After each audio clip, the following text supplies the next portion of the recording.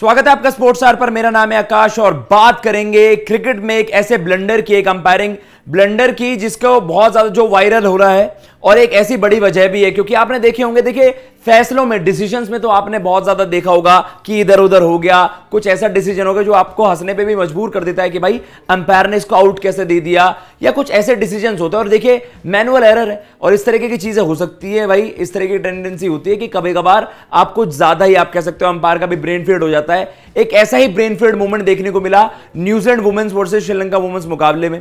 जो आप पीछे तस्वीर देख रहे हैं ये ईडन कार्सन, और आप सब जानते हैं कि भाई ओडीआई के नियम ही बदल गए वहां पर, क्योंकि ओडीआई के एक मुकाबले में हम सब जानते हैं अब 50 ओवर के ओडीआई मुकाबले होते हैं। 70s 80s में आपने देखा था अर्ली ऑन ओडीआई मुकाबले 60 ओवर के होते थे, वहां पर एक बॉलर मैक्सिमम 12 ओवर कर सकता था। लेकिन जब से 50 ओवर का फॉर्मेट इंट्रोड्यूस हुआ है तो एक बॉलर मैक्सिमम वहां पर 10 ही ओवर फेंक सकता है। लेकिन एक बड़े ही, आप कह सकते हैं, अजीबोगरीब इंसिडेंट में वहां पर ईडन कार्सन जो न्यूजीलैंड की वुमेन्स टीम की खिलाड़ी हैं, उन्होंने 45th ओवर भी करा, वो उनका 10वां ओवर था, और 47th ओवर भी करा इनिंग्स का जो 11वां ओवर था। और आप कह सकते हैं कि भाई देखिए सोचने वाली बात है ना, फील्डिंग टीम को रियलाइज हुआ ना, सोफी डिवाइन जो न्यूजीलैंड टीम के कप्तान है उनको रियलाइज हुआ 11वां ओवर जा रहा है, और ना ही ऑन फील्ड अंपायर्स आपके वो समझ पाए, जो कि जब वायरल हुआ सोशल मीडिया पर तो सब सोचने लगे कि भाई अंपायर फील्ड पर कर क्या रहे थे। लेकिन ये ऐसा फैसला था, मतलब ये इस तरीके का ब्लंडर था कि जिससे गेम पर कुछ ज्यादा इंपैक्ट पड़ा नहीं।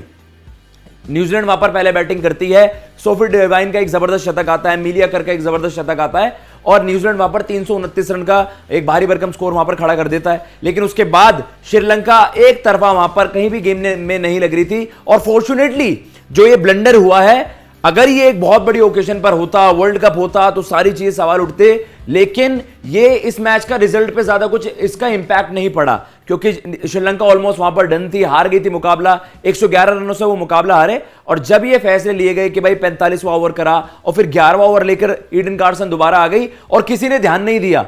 आप मैच ऑफिशियल्स की बात कर लीजिए, ऑन फील्ड अंपायर्स की बात कर लीजिए, क्योंकि आपने रिसेंट टाइम्स में ये तो देखा होगा कि भाई चलिए आपने एक आउट दे दिया, अब तो आपके पास डीआरएस के भी, आप कह सकते हैं, फैसिलिटी है कि भाई अगर आपको एक डिसीजन ओवरटर्न करना है तो आप उसका इस्तेमाल कर सकते हो। लेकिन इस तरीके का ब्लंडर आपने रिसेंट टाइम्स में देखा नहीं होगा कि भाई ओडीआई क्रिकेट के नियम ही वहां पर बदल गए। एक ओडीआई मुकाबले में एक बॉलर 11वां ओवर फेंकने जा रहा है और उधर अंपायर को भी नहीं पनक, और उधर हम बात कर रहे हैं आपकी टीम को भी भनक नहीं है कि भाई अगला बॉलर 11वां ओवर वहां पर करने जा रहा है। तो ये सही मायने में बहुत ही अजीबोगरीब इंसिडेंट हुआ है जो सोशल मीडिया पे बहुत ज्यादा वायरल हो रहा है।